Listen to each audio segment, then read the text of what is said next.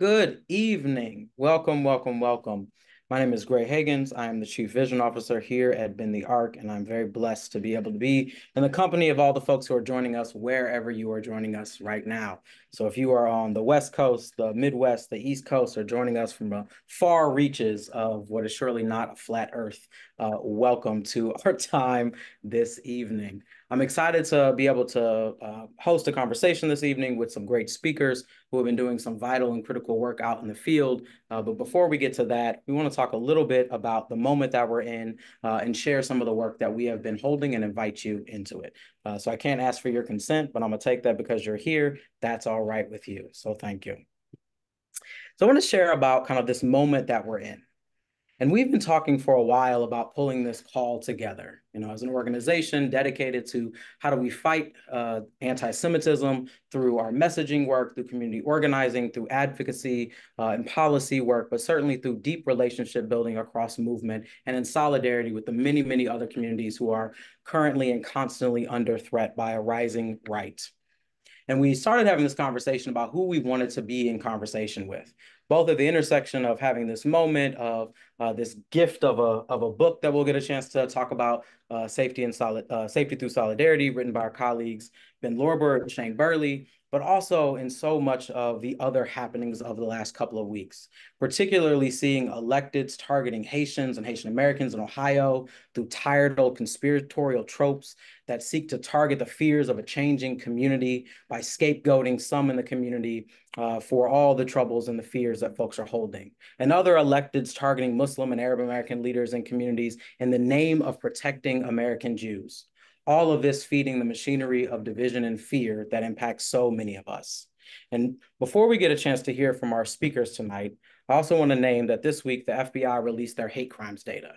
And while there's lots and lots to critique, both about the methodology of hate crime data collection, about who does and does not report and how this data is used, it does give us a moment of reflection of truly seeing so much of the impact of the way so many communities are being targeted right now solely because of their identity.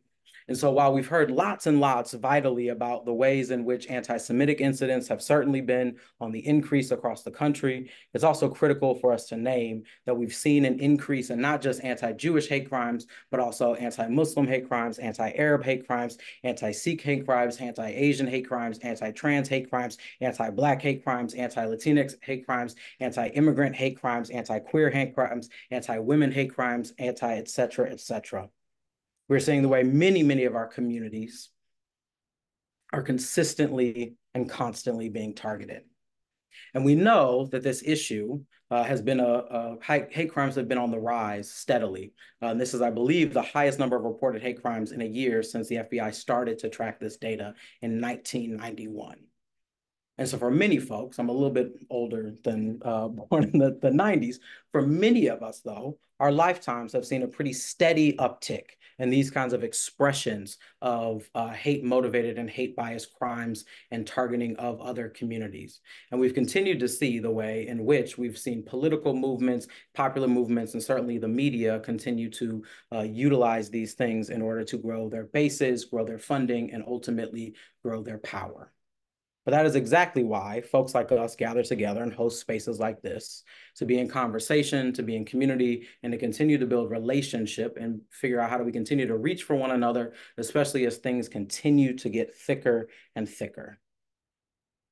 So I'm not going to go through all of the hate crimes data. That was not the intention, but definitely wanted to share some folks. And we'll have opportunity also to share a great analysis by the Arab American Institute around some of this data and what some of this data means as well. I believe we'll be able to share on the call, and certainly you'll be able to find as a follow-up.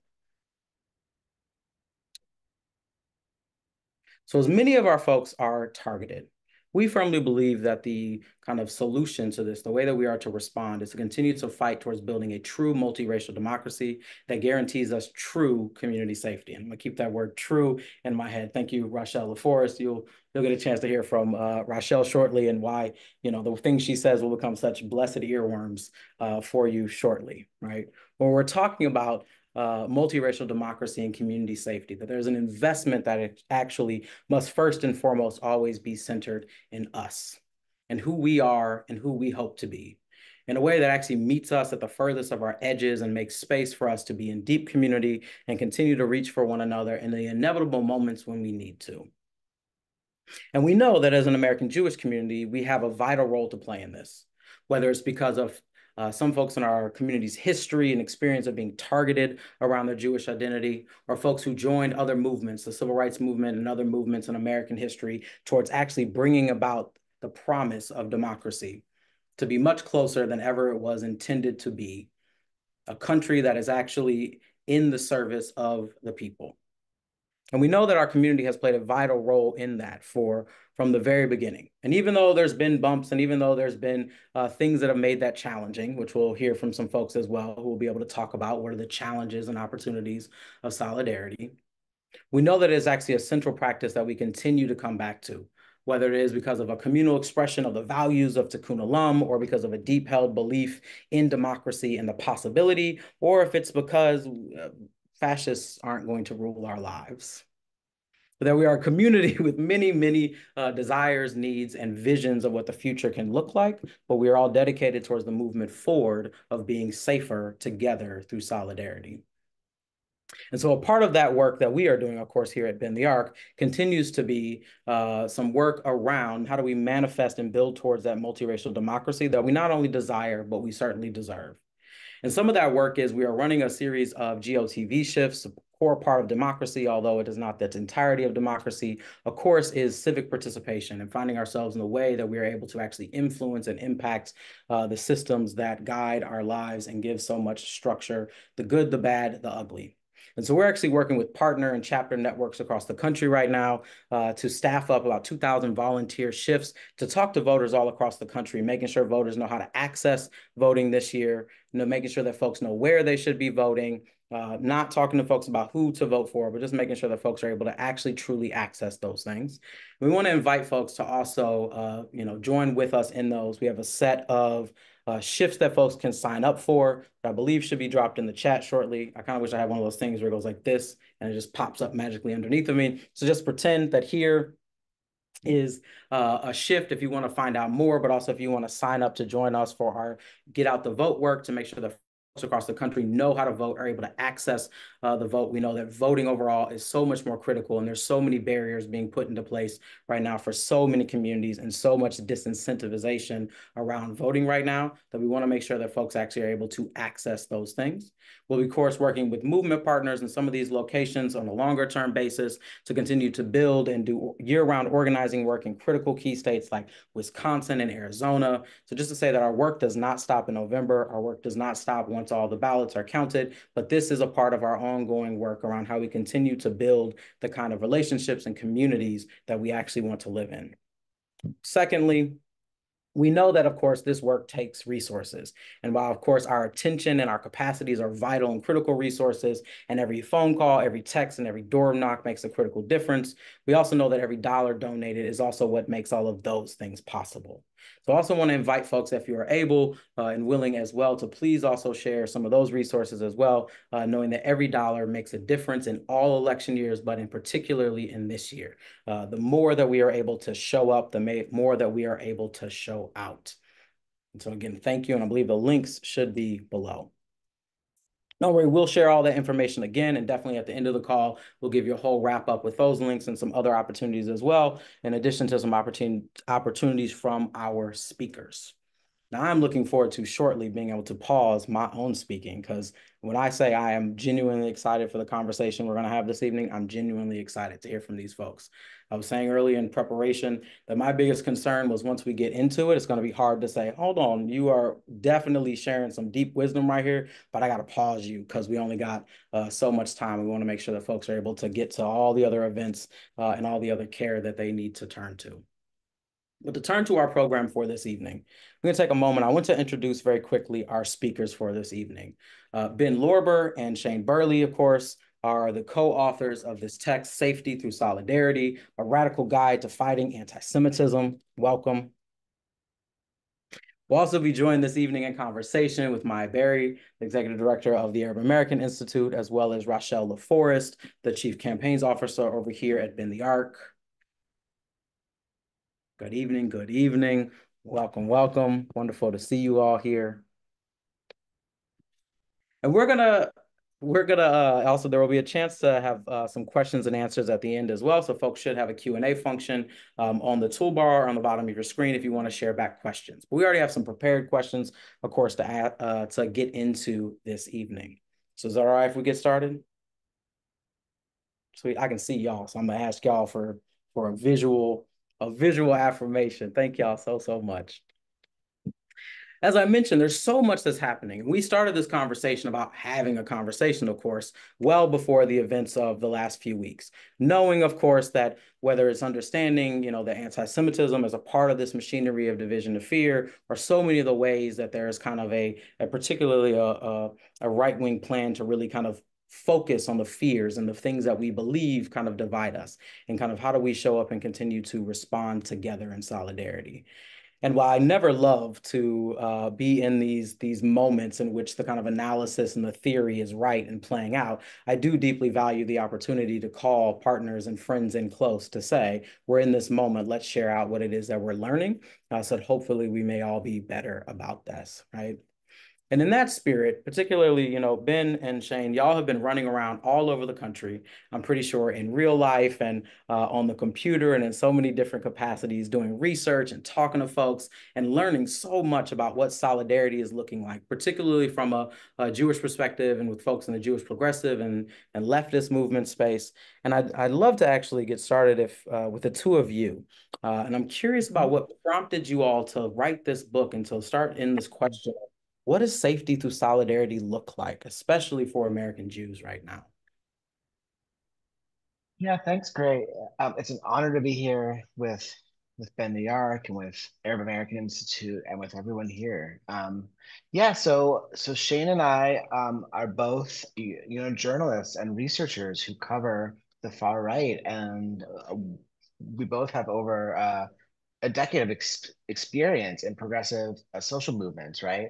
And so, around 2019, we started talking to each other, and we saw that back then, much like today, we were faced with a rise in anti-Semitism from the MAGA movement, right? This was about a year after the Pittsburgh synagogue shooting, 2 years after Charlottesville. We had a white nationalists who were attacking migrant communities in El Paso, and we said like the left needs an intersectional analysis of anti-Semitism. We need to understand how anti-Semitism is connected to rising xenophobia, rising anti-Arab and anti-Muslim bigotry, rising anti-Blackness. And we also saw very clearly then on the national stage how smokescreen anti-Semitism was being used to attack the Women's March, for example, and used to attack all our movements in a very intentional strategy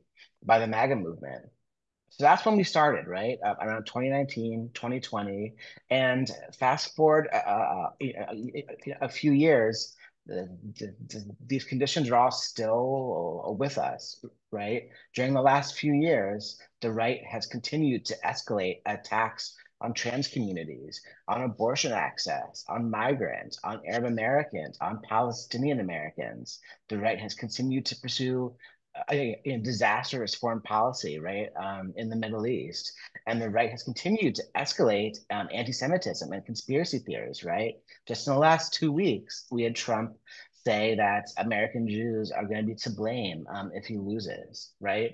Anti-Semitism then and now has served as part of this machinery of division and fear. And so have these smokescreen accusations that now more than ever, since October 7th, are being used to attack vital progressive movements for change, for ceasefire, and are being used to divide our communities.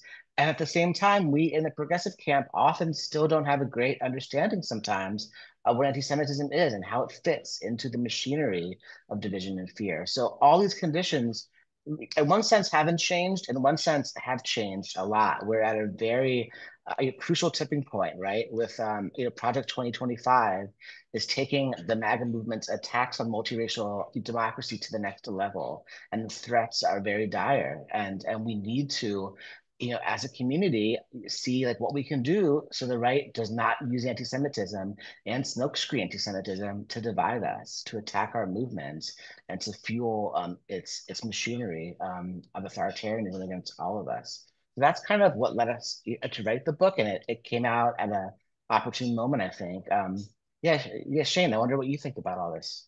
Yeah, no, thanks so much, everyone. Thank you for having us. I think, we feel honored to be a part of this conversation anytime, but especially right now. I think this week in particular, and be able to sort of intervene on both sort of directions on the conversation, like Ben said, to try and bring a real, strong conversation about anti-Semitism, what it means, what we do about it, but to also channel away from the sort of fear mongering we're seeing in a lot of media reports about this in the last 2 weeks.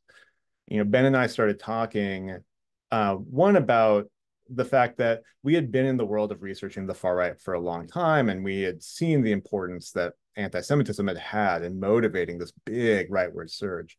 But we weren't very satisfied in the organizations and the material that we were provided for this. Oftentimes, it disconnected it from other people's struggles, which was the exact opposite of what we needed to do.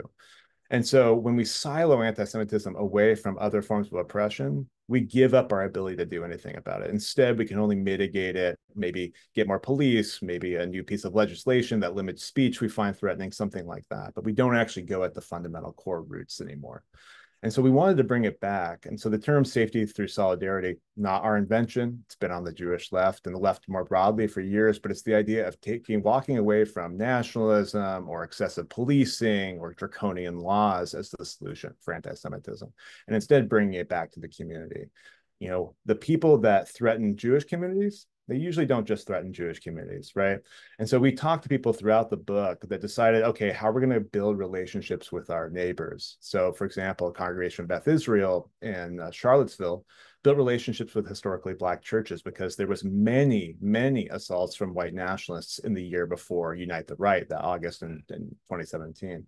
So they knew that they needed to build those relationships, like threats, create like friends. And so that built that long-term strategy. And I think the question we posed in the book and we talked with other people about is, what if that was the permanent strategy? What if we just kept that building? What if we brought that to scale? And so I think when we look at this, we look at how does anti-Semitism fit in this larger structure? And then if we look at it as systemic, if we look at it as built into the structures of inequality, what can we do to really take that down? One of the things I've heard you both say as you all have been on your tour, has I've heard I think most particularly you, Ben, talk about how we can't talk like Nazis, right? And how part of this work, and I think about you all's kind of work and the gift that you're giving back to our movement space in some ways, is not just kind of that reflection, but some of that like guidepost of, right? What do they say? When you know better, you do better. And so deeply appreciating you all's kind of contribution to our knowing better so we can do better.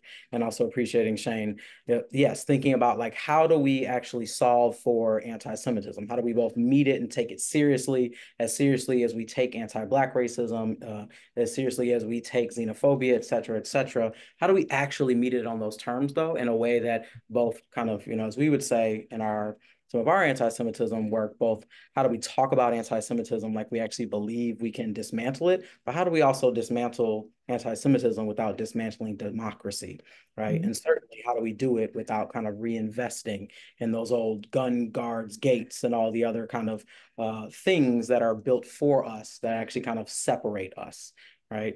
And so, thinking about particularly so much of that work and that wrestling, and how do we actually hold that, and how do we materially build from there. I think, Rochelle, about some of the work you have been particularly leading and ideating and guiding us here in terms of Bend the Arc, and thinking about community safety work, and what does community safety look like, especially from what does real, true community safety look like from the perspective of a multiracial, multi-ethnic, et cetera, Jewish community that is constantly seeking both itself and other folks for safety. And I'm wondering if you could speak a little bit about what that kind of wrestling looks like, and what is some of that vision of community safety that takes into account some of what Ben and Shane just shared with us. Sure. And we're probably going to be a little bit repetitive here together, which I think is good. Like, excellent ideas should be repeated over and over and over again so that they move from being ideas and become things that we actually live into. Um, the last couple of weeks, I mean, longer than the last couple of weeks, but for sure the last couple of weeks, I've been feeling angry, and sometimes very deeply disappointed. But I actually mostly feel hopeful and I feel focused because I know that we actually know how to turn this around. Um, and I think you set it up at the top of the call. If you didn't say it tonight, Graie, you've said it before that it took 200 years for us to build what is actually democratic and inclusive about our country so far. So let's not kid ourselves that there's any magic wand out there. In fact, what you're hearing us talk about tonight in terms of how Jews can respond to anti-Semitism sounds tough because what we're saying is we do it by choosing one another within and far beyond the Jewish community so that we are safe together, even when it feels really hard to do that. And it's so vitally important to understand that that is an activity. It is choiceful. It is intentional. These are not empty words. Safety and solidarity is not a catchphrase. It's actually a way to build out our lives and our organizations and our relationships and community. So as a Jewish community writ large, I mean, some of the things that we're really working on within Bend the Arc is as a broad Jewish community, but also in our states and in the neighborhoods where we have chapters, folks are rejecting protections of us against anti-Semitism and rejecting safety measures that get purported that are happening in our name, because what that looks like practically are arrests and beatings and even murders of our neighbors, because and that those activities are ultimately the things that endanger all of us. And so we've been having lots of conversations and doing a lot of work to explore how we understand security and how we understand safety and how to work within our community to tap into um, uh, deep down at the somatic level, what actually has people feel safe. The reason why guns, guards, and gates, as you named earlier, or beatings and arrests and murders, make us feel unsafe is not just because we have a difficult time with those things taking place in our community, but because they actually wind up giving fascism greater ability to spread and um, they contribute towards the erection of a community and climate around us that really interferes with our bodies and our minds. So there are studies, so many studies out there that talk about how at the somatic level, we genuinely feel disturbed by and distanced from true community safety when there's heightened police in our neighborhoods, when there are barred doors and bars around windows that we pass by in our communities on a regular basis, when there's news of arrests in our communities. It's actually something that depresses our system inside, and that we feel on guard all the time in those settings. And our children then, by extension, wind up growing up feeling isolated and disconnected from some very beautiful and broader community fabric that they could have the opportunity to be woven into.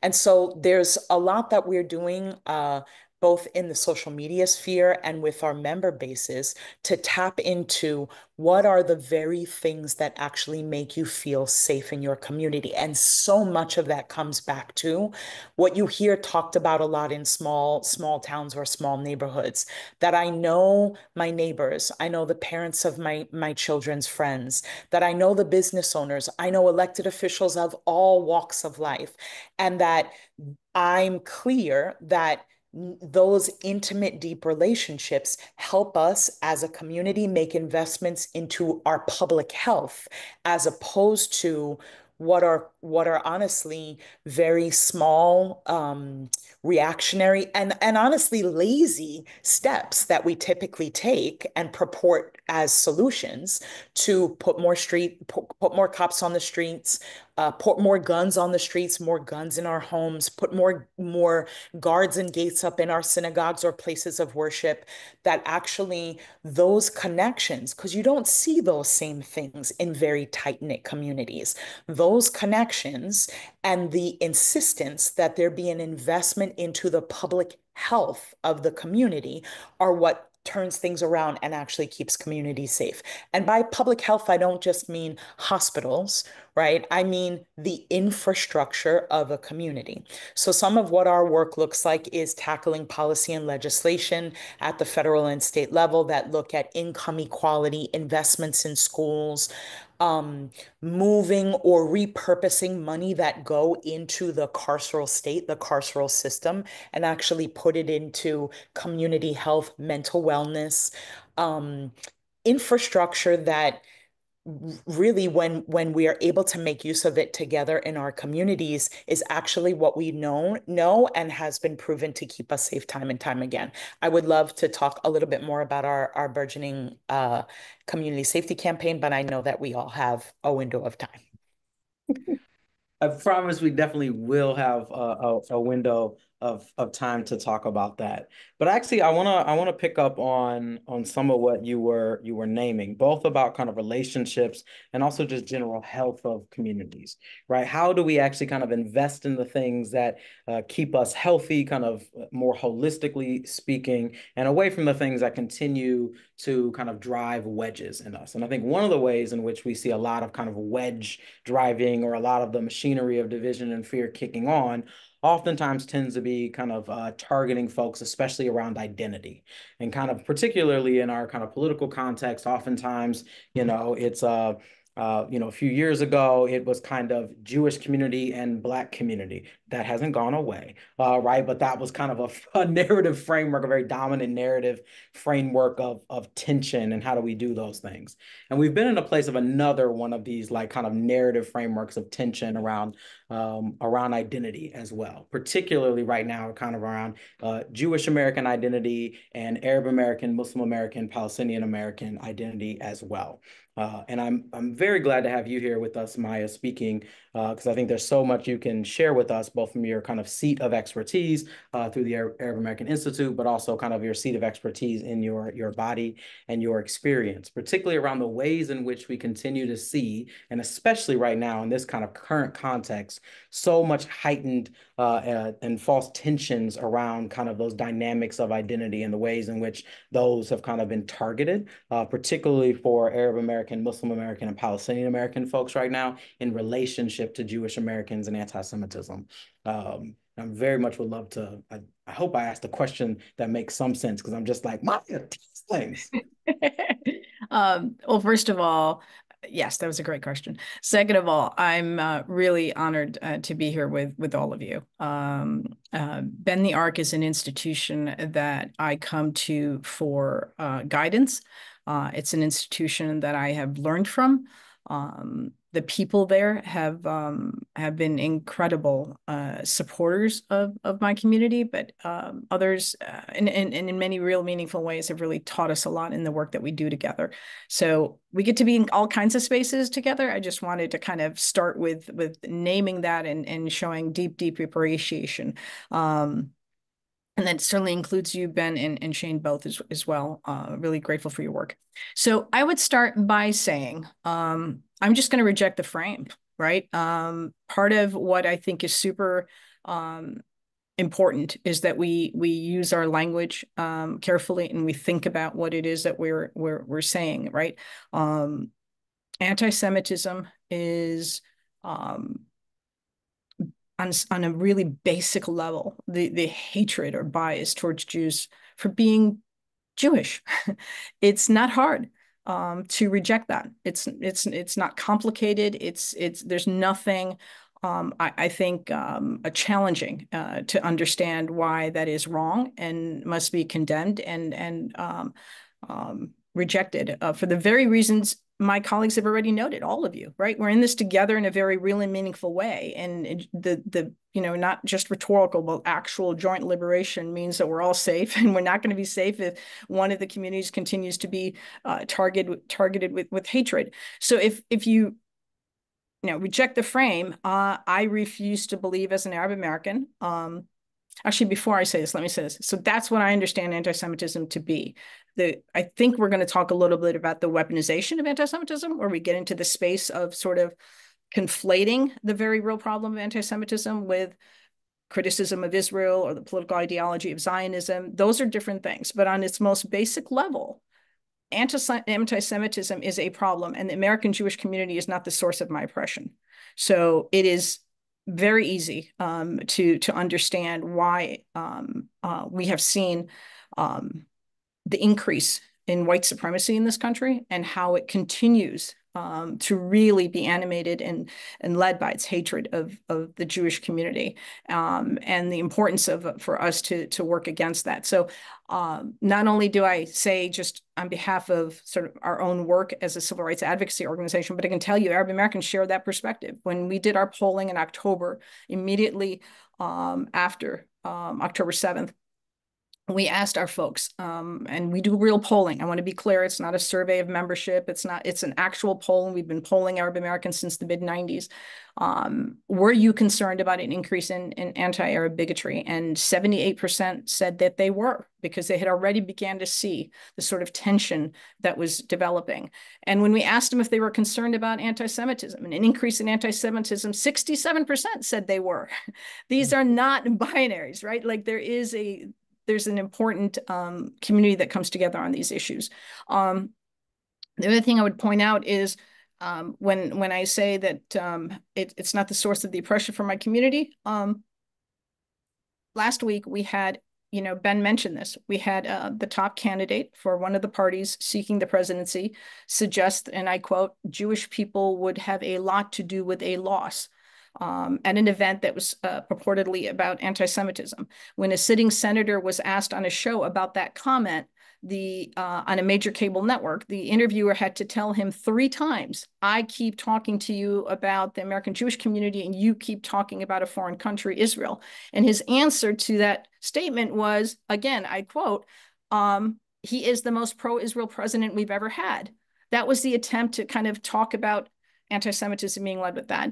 And then a Republican-affiliated PAC thinks it's the right thing to do to run ads that presumably appear to be pro-Harris ads that are highlighting the Jewish identity of the second gentleman of the United States as a negative. So, to me, that's like when, again, a major candidate on the presidential campaign stage dropped the word Palestinian as a derogatory term and was not met with any pushback from either the moderators or the other candidates standing next to him.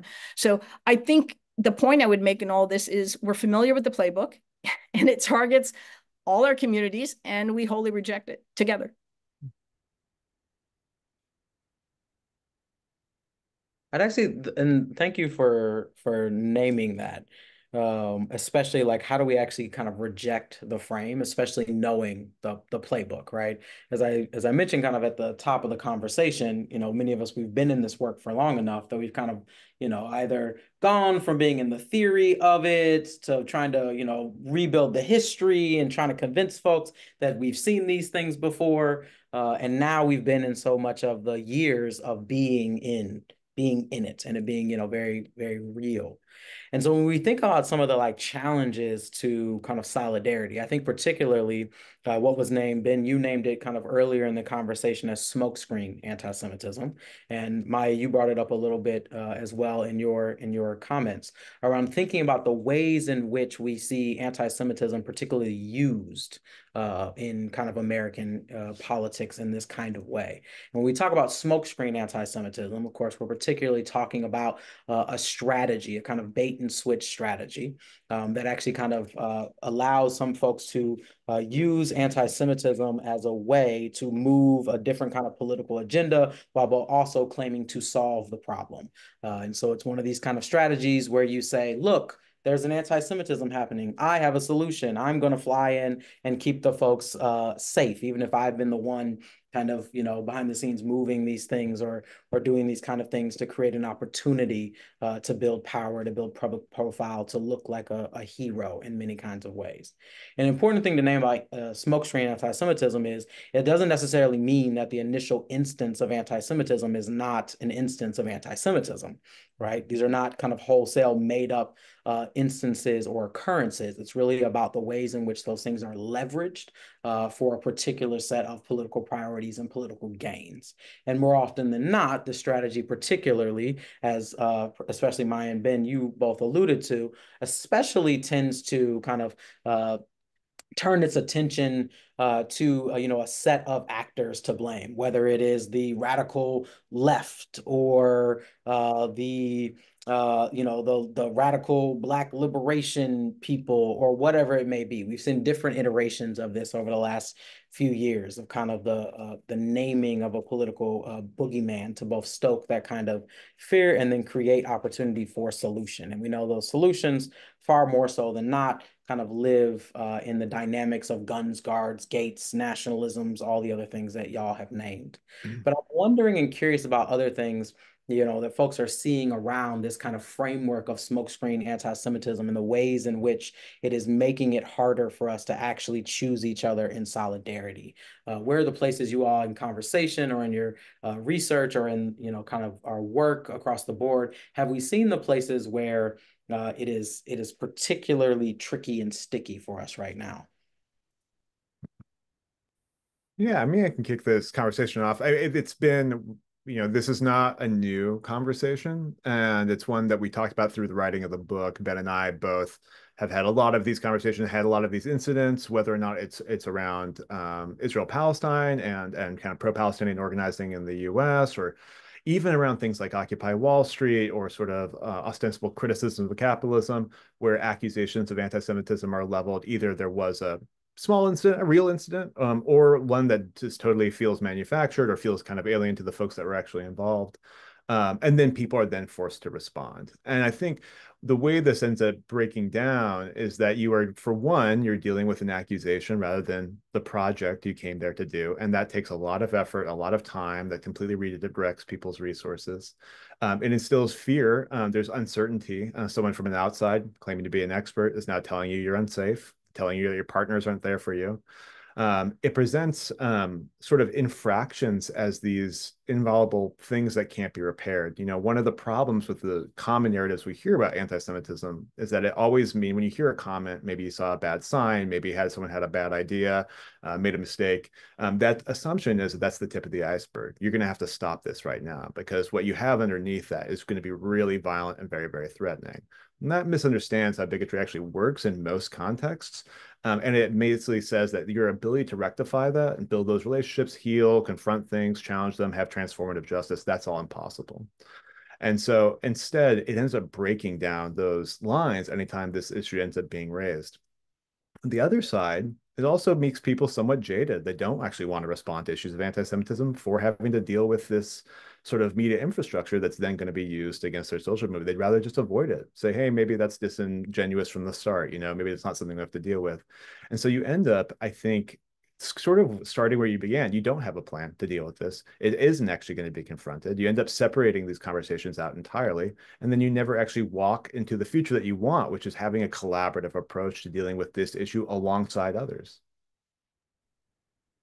Yeah, that's a really good breakdown of how it works in practice. And I think we've seen this all over headlines. I mean, I remember like how absurd it is, right? Back in April, I remember in the span of like 2 days, Marjorie Taylor Greene said the student encampments at universities around the country are anti-Semitic.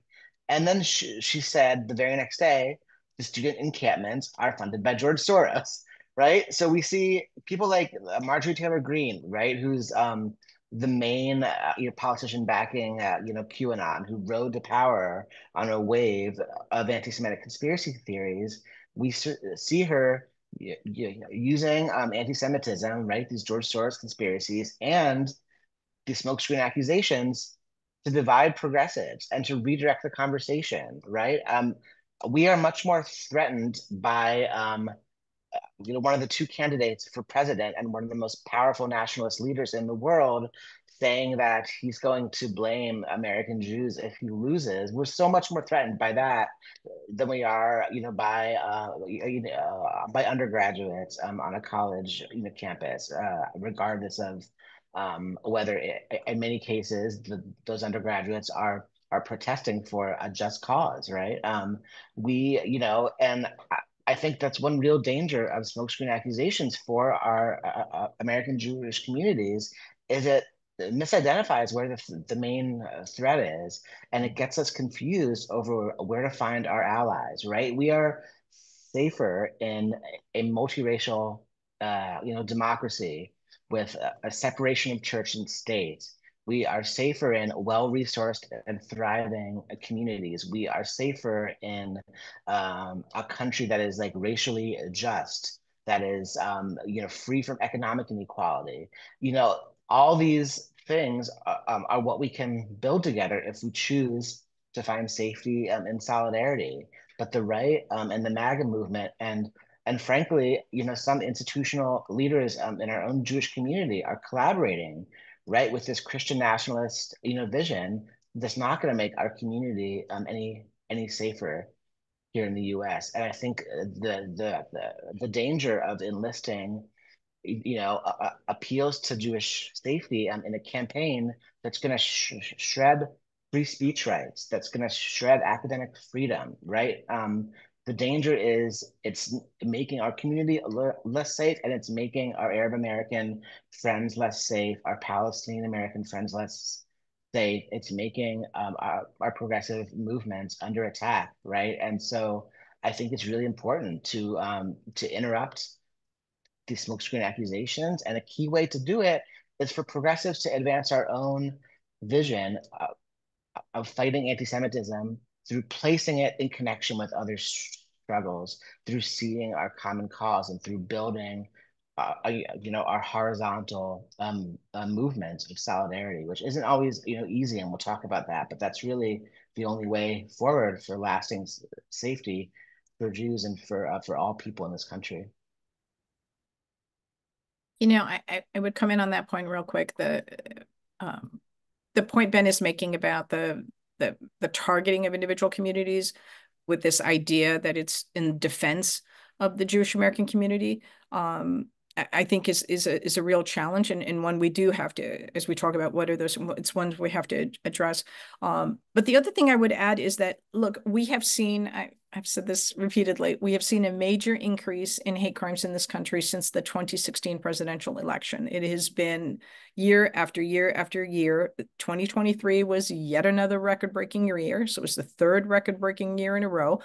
And within that, the anti-Jewish hate has been the single largest category since the FBI collected data and reported on it in 1991.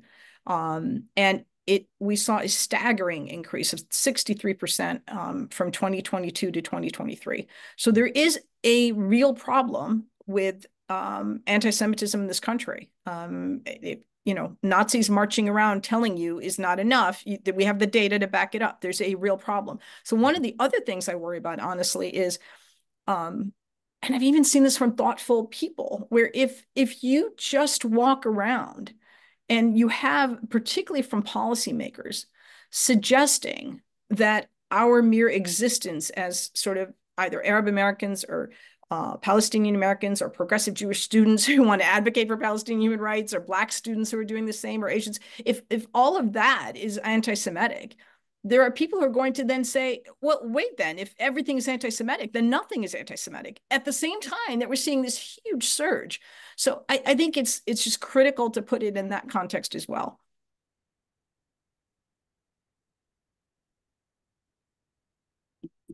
Graie, could I Please. just to jump in on what Ben was illuminating with regard to sticking together even when it's hard. I know that this is a C3 friendly call. I'm not going to talk about any particular races, but Ben the Arc is all up in C3 and C4 electoral work. And I just want to lift up some examples of successes of the sticking together when it's hard, within the fabric of Ben the Arc as an organization, um, the political backdrop of the aftermath of October 7th has really fractured us as a community and caused incredible fractures throughout the country. And as we were gearing up our electoral program, there were some really, really difficult conversations about who we wanted to support and get behind. And there were divisions within amongst our members, amongst staff, amongst donors, board members about some of the public stances or commentary that particular elected or a particular candidates had out on the public stage that were really, really difficult to take in and stand beside, when at the very same time, their entire political and economic agenda was aligned with what Ben the Arc wants to see be the very real multiracial democracy that we're fighting for in the future. And there was the possibility of cutting loose and running and saying, if we're going to get behind this particular candidate, I'm out. I'm no longer a part of this work. I can't do power building here at Ben the Arc anymore. And because there's been so many years of this sticking together when it's hard, relationship building, um, having local leaders of Ben the Arc be able to, over many years, build relationships and see certain candidates speak truth to power and show up in defense of a broad economic agenda, but also in defense of Jews. It allowed room for people to say, I want time and space to engage with candidate X around their comments, around their stance, where it harms me potentially as their constituent, where it opens up the potential for harm for the Jewish community. And I want their platform to win and be in governance and in power in my city and in my neighborhood.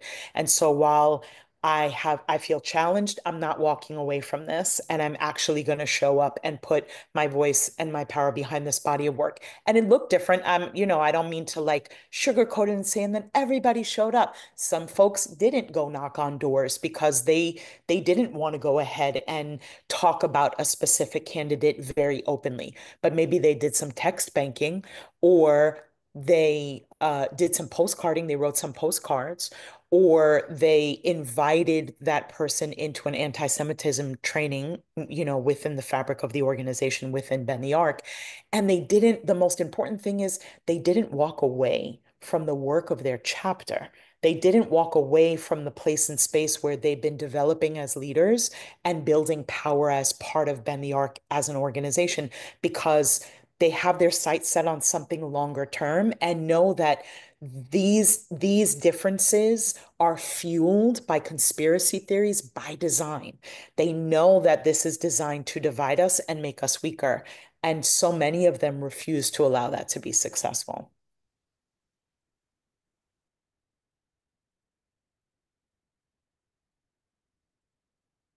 One of the things particularly, Ben, you named April. And I think a lot about kind of April and the set of kind of investigations that then, and I use the term investigation loosely, the sort of investigations that happened through kind of different House committees. And shortly after, some folks may recall a list of organizations and a couple of foundations on that list for further investigation as a part of kind of a plan to fight back against anti-Semitism on college campuses. And much of that plan looked at, of course, a longer term agenda around using the immigration infrastructure to possibly deport students, staff, and professors. It was looking at, of course, taking back the protected tax status for colleges and universities, and of course, targeting funding, both by kind of dismantling the Federal Department of Education and some other things. Those things might seem familiar if folks have, seen anything about Project 2025. For instance, right?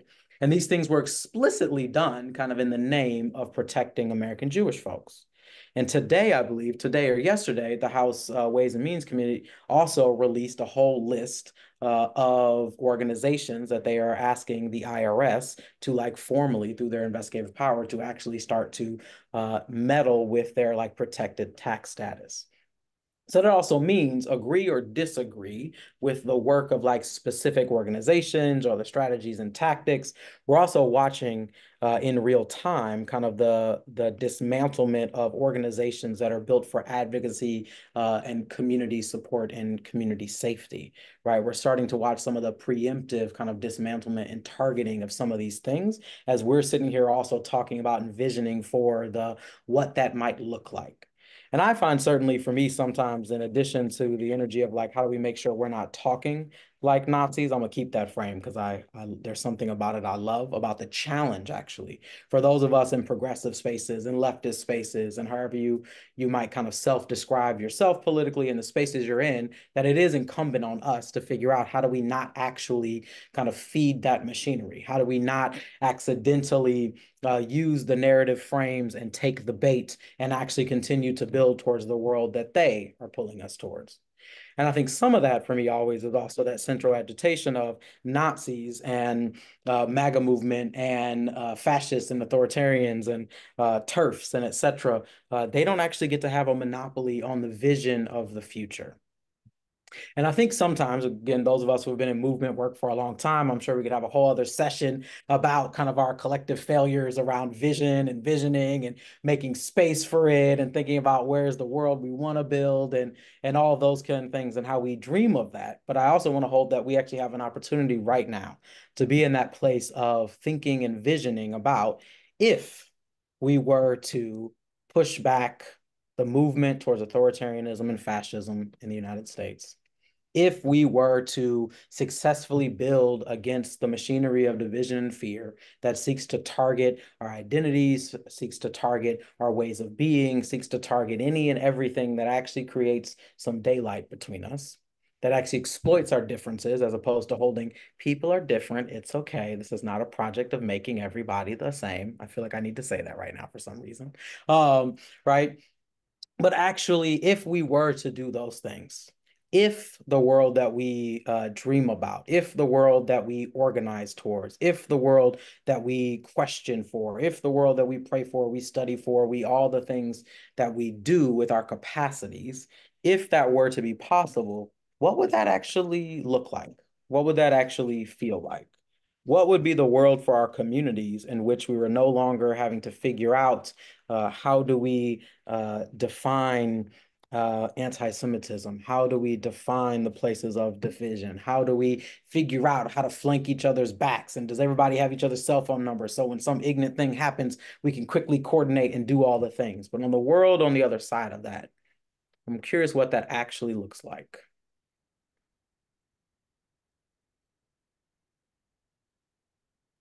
I this is something I think one of the, when we were talking about writing the book, how do we want to separate ourselves from, like, the way this is talked before? And it really was on the idea of after. What comes after? Does something come after?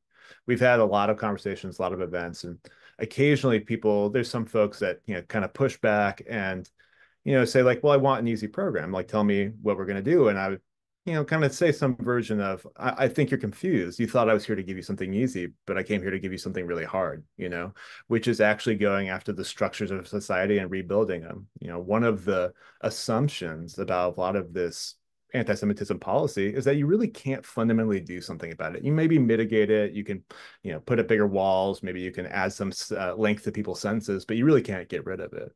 But that assumes that you really can't change society. And that is not an assumption that we walk into this with, right? We walk into this and saying, like, hey, anti-Semitism is the effect of the world we live in. What if we built a different world?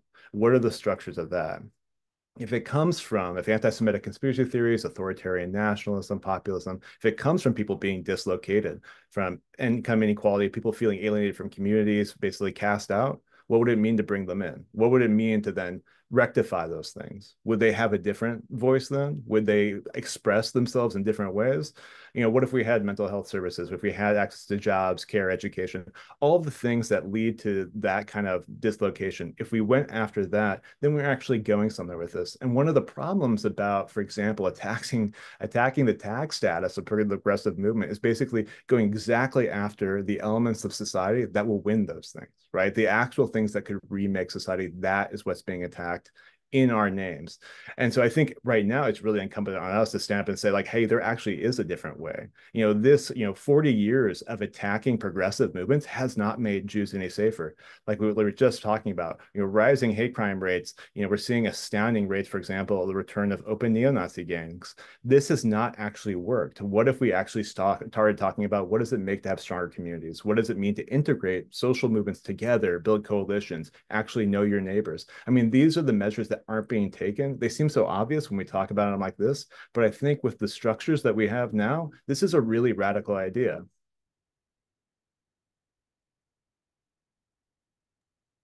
Yeah, yes, yeah, just to add to that, like, one thing that I think Jewish progressives have been saying for a long time, like we certainly aren't at first, is that anti-Semitism um, thrives really strongly off inequality, like Shane was saying, because anti-Semitism at the root is a conspiracy theory that pretends to answer for why the world is so unequal. It says, and don't look at capitalism, don't look at white supremacy, don't look at any of the structures and actual institutions that make our society such a miserable place for so many. The reason that our lives are miserable, that we're alienated, is because of the Jewish cabal up there behind the scenes. It gives this false answer for inequality, and it feeds off people's alienation, like Shane was saying. And so, really, at root, building walls. What's your slogan? I love that. Guns, guards, gates. I really love that. That way to put it.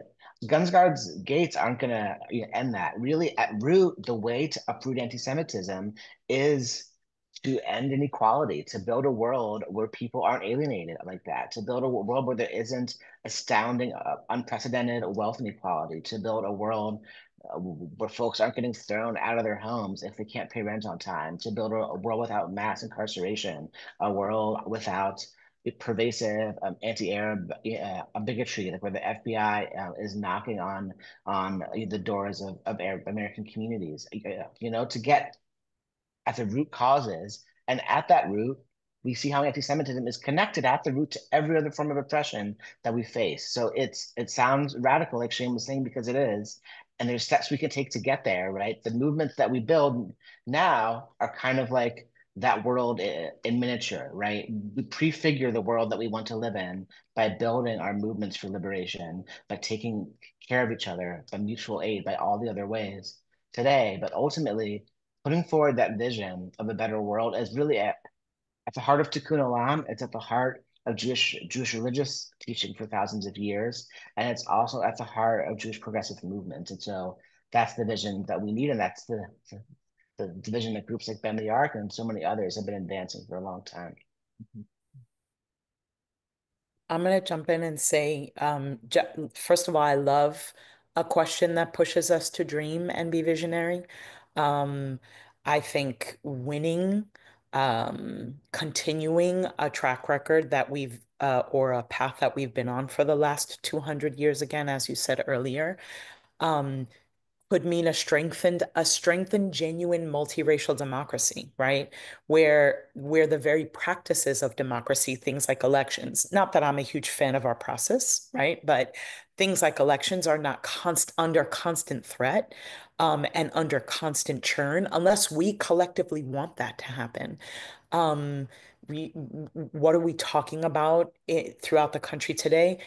Reproductive freedoms, safer communities because there would actually be investment in public health. And there's a part that breaks my heart when I hear us say like that this is a radical idea because I think about I'm going to share a little bit of a personal story. I grew up to two parents, a Haitian and a Jew, right? I am a Haitian Jew. I am literally a byproduct of the safety that those communities created in solidarity with one another, who were labor organizers and tenant organizers. And I remember the creation of the Tenants Association in my garden apartment community in Queens, where the development was made up of Jews, Irish, Italian, Puerto Rican, and was beginning to, at the time that this organizing took place, have a lot more South Asian and a lot more Black folks coming into the community, all working class for the most part, a few people who were making a little bit more money. And because there were some people making a little bit more money,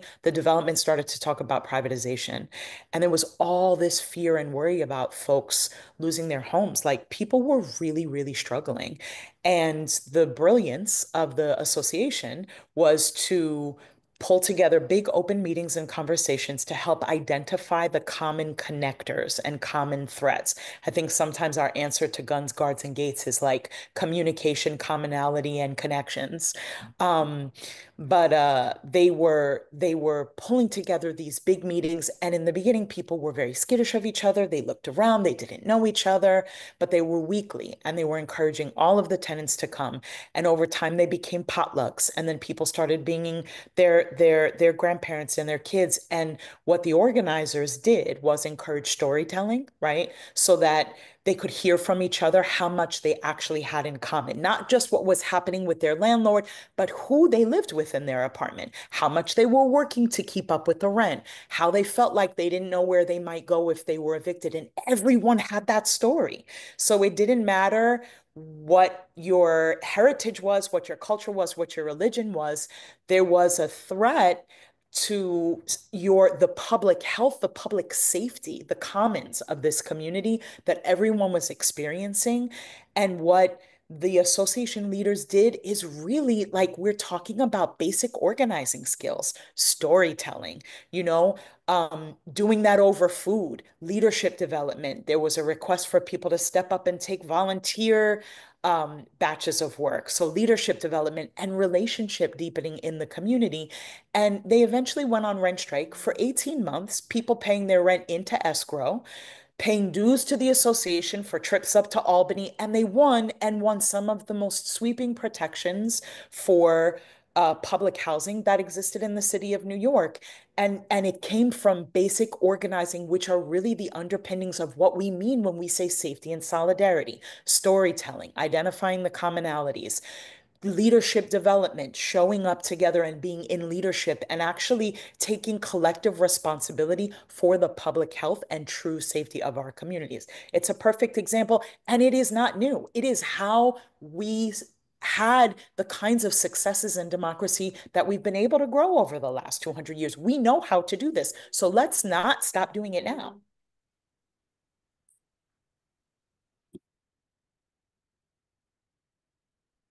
I think there's both something about how we know how to choose each other, but also we know how to choose each other, not just in hard context, but we know how to wrestle with each other. And I think for me, it's always, how do we return to some of that like central frame? I think particularly for Jewish folks, and I know, Ben, you named, like, we have thousands of years of writing and ideating and practice and ideas and rituals. And we have lots and lots of practice around deeply wrestling with each other. And whether it's, as Rachel would say, disagree and commits, or the kind of wrestling that actually says we might not ever actually find each other specifically on this issue. But what I heard each of you all share, and what you just kind of shared about the future was, and I didn't get the chance of the three things you named, Rachel, but that connection piece, right? It's the sense of mutuality, the sense of community, the sense of that we actually fundamentally need each other and that we have something in common. And that is not a false construct. That is not, and this is not work that we do kind of because we feel altruistic and we, want to be the best allies in the world, but because we truly fundamentally understand, not just based on those FBI hate crime statistic that we are all collectively targeted by this structure, this vision, and this system, but that also we all have something collectively to gain, that this is actually ours. I remember early on in my work around anti-Semitism, I got to be a part of a training team that was doing a training in Los Angeles. And we had this moment where we intentionally had constructed this room full of Jewish and non-Jewish movement leaders, organizers, folks who were deeply invested in doing particularly multi-faith work. They were a multi-faith group of leaders who were doing a set of campaigns that were really about the material realities of people's lives there. And things were really kind of busting apart at the seams around some of this division around anti-Semitism at the time. And so folks said, yes, I will spend a weekend being able to sit in the discomfort, whether it was folks who were discomforted or uncomfortable as Jewish folks, and that sense of fear. Do the other people sitting across the room from me actually care about me as a Jewish person? Will these people that I have showed up for year and year again, time and time again, will they actually show back up for me? Was a very live set of feelings in the room. And for all these non-Jewish folks who were looking at all these Jewish folks saying, you've showed up before, but is this when you stop showing up? Has this actually been conditional this whole time? Have we actually been in a kind of a, quid pro quo kind of setup and I didn't know it? And so you had this community of folks who who suddenly were looking at each other as if they could not trust each other because they fundamentally no longer knew if they were all collectively invested in one another and if they were all collectively invested in the campaign and the work that they had been dedicated to up until that point. And I remember having that moment of saying, what a powerful, nasty little thing oppression is. That it took a group of people who had been building deep relationship with each other. They had the photos, they had the things they'd done together, they had the memories, they had the cliques, they had the inside language, they had all the markers of a community that had built itself with intention. And suddenly they were at such a moment of tension because really they didn't know, did they still need each other? And I think so much of this work is about being able to recommit time and time again and recommit really in a place that allows for the wrestling, that allows for the fumbling, that allows for ultimately the coming back together, not in the places of what hurts us and in the pain, but actually in the where are we going, right? I oftentimes think about Michael Walzer, who talks about wherever you are is probably a narrow place, right? And the only way forward is actually together through the wilderness, right? And so I thank you all for being kind of in the together of this and together in the wilderness. We have some questions from folks who have been listening in that we actually want to bring into the conversation before we totally wrap up tonight. So it's not quite time to go yet. But these are a couple of open questions for folks. We also have some drops in the link, but some links in the chat as well that we will also reshare, particularly thanking the folks who have come to speak with us this evening. But I want to jump us into a couple of the questions from folks who are listening or watching this evening, afternoon time. The first question is, how do we confront instances of bigotry within our own communities and movement spaces? That includes kind of anti-Semitism and left movement spaces, Islamophobia and Jewish communal spaces, et cetera, as we continue to fight oppression. How do we hold some of that, how we don't fall for the trap of talking like Nazis or talking like folks that we would be in opposition to?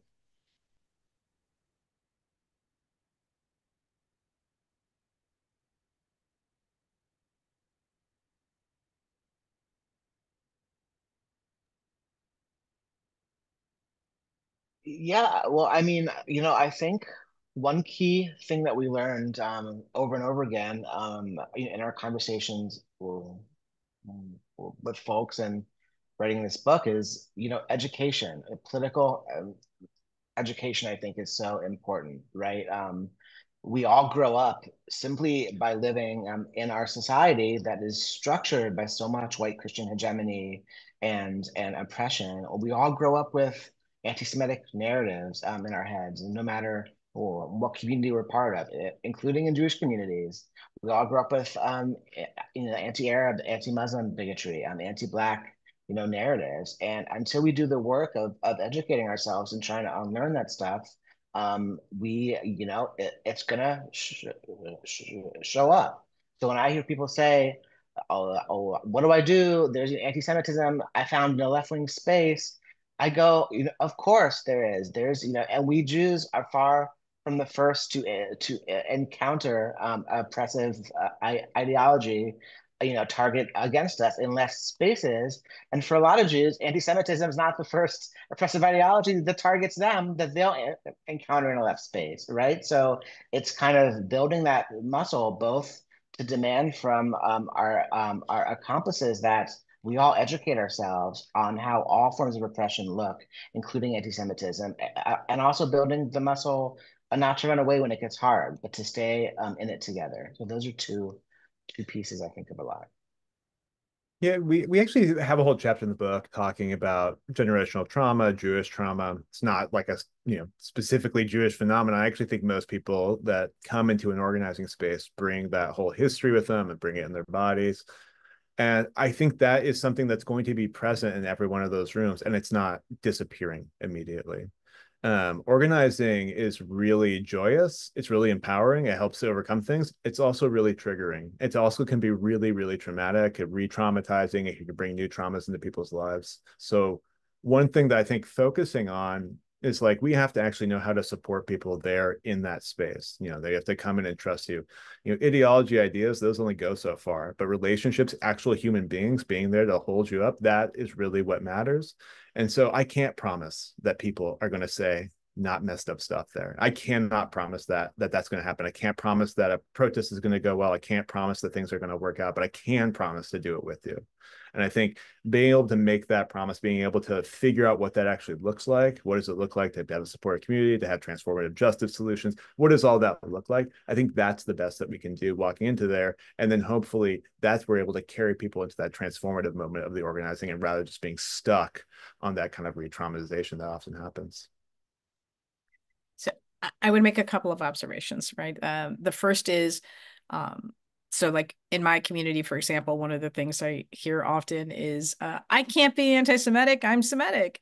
And I'm like, okay, that's awesome. But I think we all know that anti-Semitism has a very specific meaning now, and we all understand it. So pretending that it's not what it is not a helpful way to kind of approach this, right?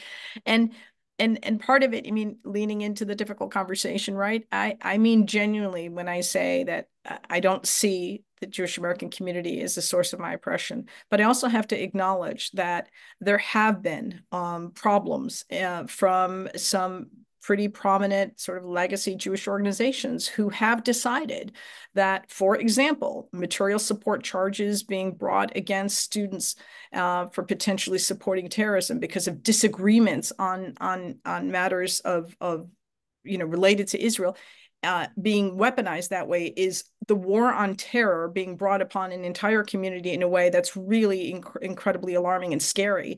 And people then will take that and say, but look, right? And the example I've been giving is like, we just need to understand, what does that mean? That is a very specific set of circumstances related to a very specific organization, a very specific agenda. That is not representative of the entire community. So we make a mistake when we go there.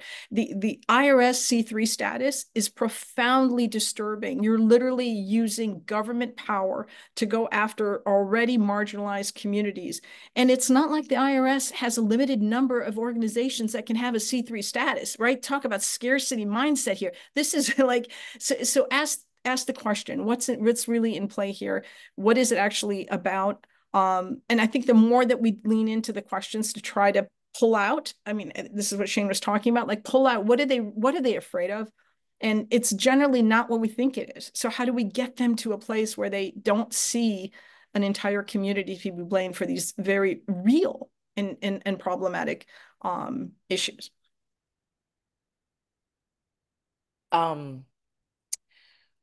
We talk a lot in Bend the Arc about how what a vital role the Black community in this country has played in advancing democracies that affect all of our different identities, women, immigrants across the board. And so I want the parallel I want to draw is around the experience of Black Americans in particular fighting for their freedoms.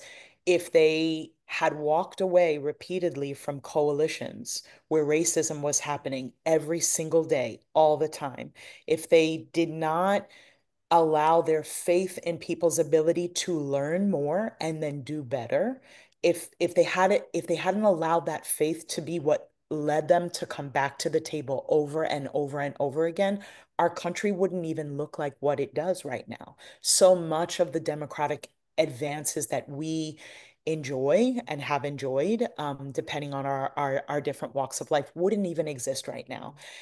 I could even offer an example within the Black community. I grew up during a time when Haitians were being blamed for the AIDS crisis. And when I was in high school going into college, and I remember organizing as part of the CUNY Coalition Against Tuition Cuts, where there were Black Americans who were a part of that coalition who had derogatory things to say about Haitians in the room who were bringing AIDS.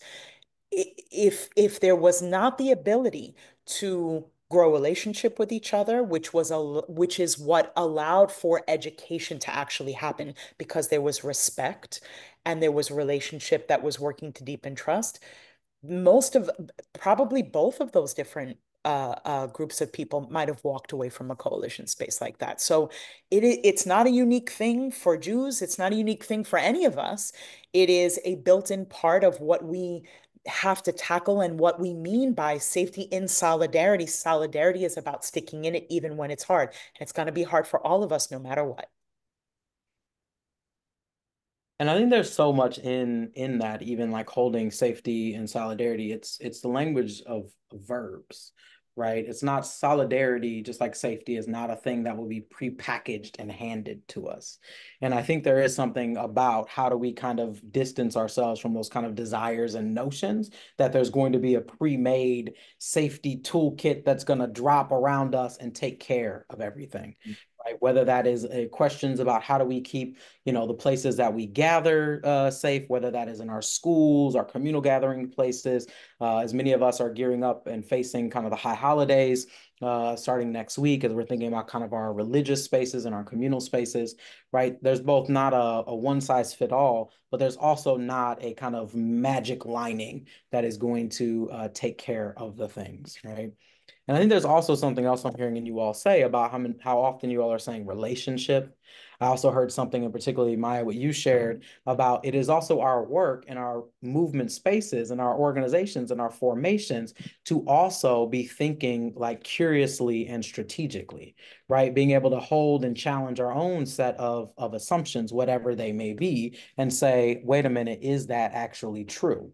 Right. And oftentimes what we find, of course, is that kind of, whether it is anti-Semitism and conspiratorial politics or all other kinds of forms and expressions of oppression, oftentimes they kind of short circuit our kind of smart brain and they kind of fill in and say, I don't need to keep questioning that. I know who it is, George Soros. Right? Whether or not that actually makes any sense, and to be able to hold some of the integrity in our spaces, to be able to say that we can actually stand on our actual power analysis, that we actually can stand on our understanding of what's at play and how we're going to continue to build power to actually win the material things for our communities, all of our communities that are necessary, right? But how do we kind of hold that, and how do we continue to be in the place of real relationship and real clarity as we move together? I want to ask us a final question, and I do apologize to folks. We're not going to be able to get through all the questions that have been lifted up. But I think folks are particularly curious about kind of how do we talk back into our own communities? And I know you all have named some of this a little bit, but we also have the benefit of you all are, again, all experts in your body of work, but you all are also invested in not just being kind of experts somewhere high up on a chair, but are actually folks who are deeply invested in speaking and being with your people. And so I'm curious about how do you talk back into your communities, particularly folks who are not yet on board with solidarity, the folks who are still in for all the reasons of but, and I won't fill in what some of those buts may be, and you don't have to either. But how would you speak to the folks who are still holding some hesitance, holding some of that mistrust? When I think about that room however many years ago that had to call that question of, do we actually need each other? And everyone had to really sit with that. I think oftentimes about what I would now go back and say to that room this many years later about what solidarity looks like and what is possible if we choose it. But as a closing word, I want to invite each of you to share what you would speak back into your community, particularly for folks who are still feeling that hesitance around solidarity. Yeah, I can start off. Being asked this question, I sort of have two things that sort of pop into my head, or that are sort of like immediately present. The first is a conversation I had with a number of Jewish activists who were really fired up about confronting some various Jewish institutions and synagogues about inaction, not doing ceasefire statements, not really like speaking out. And they really wanted them. They wanted to push them on. And they were immediately taking kind of really militant language and had like very militant tactics. And I said, whoa, whoa, whoa. Do any of you have a relationship in those communities? No one did. And I said, well, then why would they listen to you? Why would they care? They don't know you care about them. You're there to challenge them in their house and tell them that their house is the problem. And so I think, one of the things that is successful is having that lasting relationship. And I show up in a Jewish space. It's not just there to chastise them. Like I show up there to daven, I show up there to pray, right? And they know that means something to me, that I have value in those relationships. And I think mobilizing that is important. And I don't think that doesn't mean like challenging people or even challenging people outside of the communal walls is useful. But I think having that investment internally is really helpful. And the second thing is that I think people, particularly with anti-Semitism, I think is probably true in other communal situations too, if people may not have a memory of these kinds of strategies working, but they have actually worked other places, other times. And that's just sometimes just erased from people's history. So remind them, hey, actually, we've done this. Maybe not that long ago even. We maybe didn't use the language you're familiar with. Maybe we didn't like cite it in that way. Maybe we talked about it in a different way. Maybe we talked about oppression. We used left-wing language that you weren't familiar with, but we actually did have this conversation. We actually did do this organizing. What would it look like to bring that here? So just remind people that like, we're not actually reinventing history. We've done this before. We're just trying to scale it up.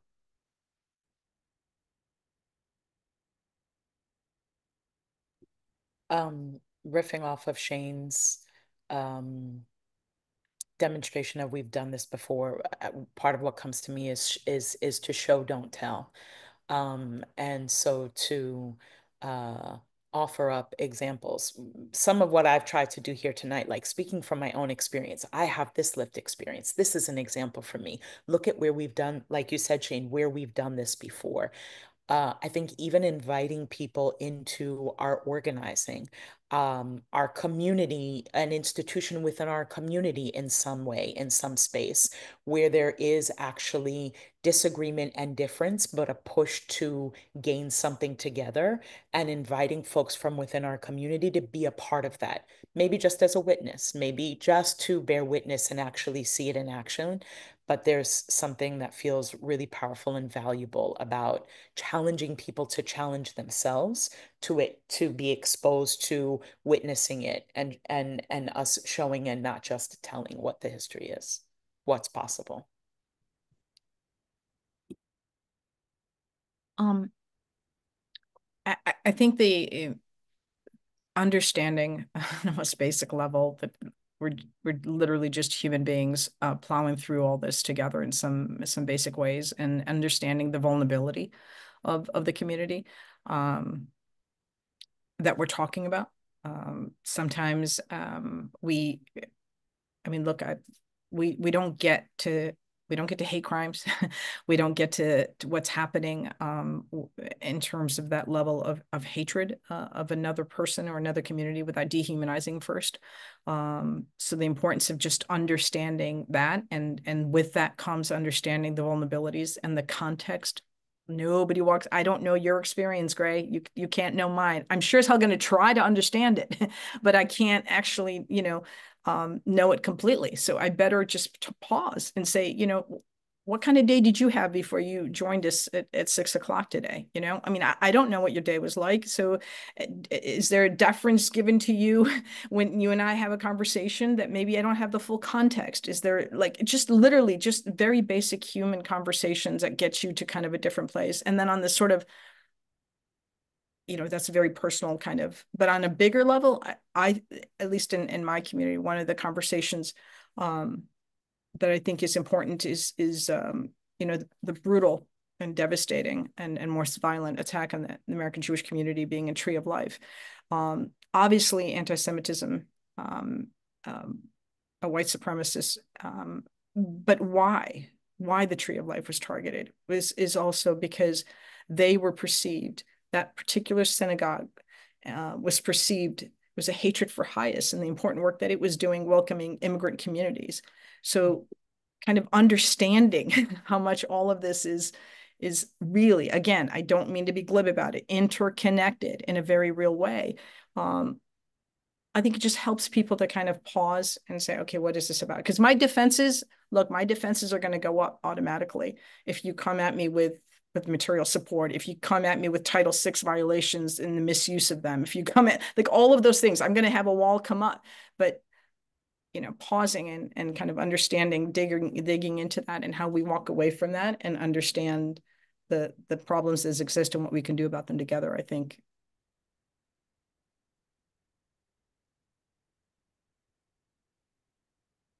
Go ahead, Ben.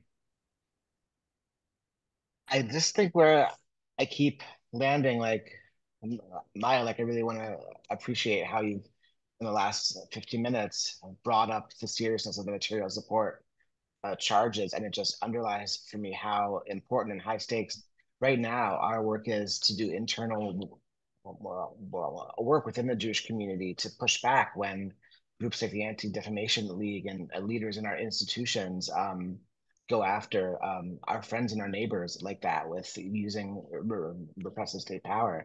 It's very real right now. It's very important. And on the micro level, I think about my family members who I don't always agree with, and how it doesn't always work. But what I've found is trying to stay in relationship over the long haul, over years and patient conversations, often like where we disagree, but where we can still find some kind of shared value and work to kind of meet each other over the long haul and believe in the capacity of people to change. And then on the macro level, like in our Jewish communities, being willing to try to transform from within. And if that doesn't work, going out and building new communities that align with our values, that envision the Jewish future beyond nationalism that we need, I think is really important right now. Amen. That there is a vision and a future that exists well beyond the confines of, as the Torah would say, we drink from wells we did not dig, and we certainly operate and live in structures that we did not construct. And if we take it is ours to move forward. And so I want to again appreciate each and every one of you for joining me in this conversation. Of course, Maya Berry, the Executive Director of the Arab American Institute, thank you so much for being in this conversation. Thank you for your work and thank you for your leadership in helping us all stay kind of connected in the clarity of what is at stake. Ben, thank you so much. I've been able to be in so much community with you for a number of years, and I've learned so much from you. And I've been very excited, again, to have this text. Shane, this is my first time actually being able to get in space with you, and I've deeply appreciated so much of what you and Ben have able to do in reflecting back this text and giving us some guideposts, both about where we've been and where we're going. And Rachel, each and all the days, thank you for the skill, the compassion, and the strategy that you bring to us and in this work. And when we think about what this together looks like, I always go back to the Exodus. And what I would say to our people is that literally we've seen this before. We recount this story the world over every single year about what it meant to be at the bottom of a hierarchical structure with a tyrant who kept his boot on our necks and also used every rung of society to reinforce his own ego and his own power. And we also know what it means to build a movement of people that is a cross-section of both those who are the most deeply impacted, but also every single one of those who would rather take their chances out in the wide open desert and the possibility of what that meant out there than stay under a structure in which not only did they have no power, but they had no true free future and no true free community safety, as we've been talking about. And that is what I would bring back and what I hope to bring back every single year during Passover to our community. But as we're closing out this evening and talking about also one more thing to share about what that kind of forward and together looks like, of course, we have folks dropping links in the chat right now about how to continue to support this work, including where to find the book, where to find Maya and the Arab American Institute, and how to support continuously that work, as well as Ben the Ark's work. But as we're closing out, and thank you all so much again, I actually want to bring in Jamie Beeren, our CEO here at Bend the Arc, to give us some closing words about what this kind of forward together actually looks like, and what are some of the invitations and opportunities for us to be continuously a part of this big multiracial, multi-ethnic movement of all the people making possible for all the people. Thank you, Graie, and hello, everyone. I know the hour is late, so I will be brief. First, I just want to thank everybody for coming out and spending time with us this evening for this really important and powerful conversation. Maya, Ben, Shane, I am so grateful for all of you, everything you're doing in our broader ecosystem, and of course, for your deep partnership in this work. I just so grateful. Thank you. We are really all in this together, as I know has been made so clear from this conversation this evening. And this work is not possible without all of us and without everyone who has joined us for this call tonight, and all of your friends and all of your communities. So please join us in doing this critical work to build power. In this moment, we are in election season, so we are trying to build power in key states as a step towards winning the future we need to thrive. We have GOTV shifts for you to sign up for. And we all know that movement work takes money. That is a reality of our lives. We wish it wasn't, but it is. And so every dollar really does make a difference. And any contributions will go towards mobilizing volunteers who are doing the critical work of making calls and knocking doors in key states where every vote matters, so that we can build power to be able to actually make change in the years to come. So please consider making a gift to power our work for the coming weeks, months, and years. And please support our wonderful partners who are here tonight. I know the links are already in the chat, but check out the links to buy Ben and Shane's amazing book. And please support Maya's incredible work at the Arab American Institute. And finally, we really want your feedback. We want to do more of these types of community calls. And so we're going to send a feedback form in the follow-up email. It should take you 2 minutes or less to fill it out. So please be on the lookout for that. Thank you all. Thank you, Graie and Rochelle, too. And I hope you all have a wonderful rest of your evening.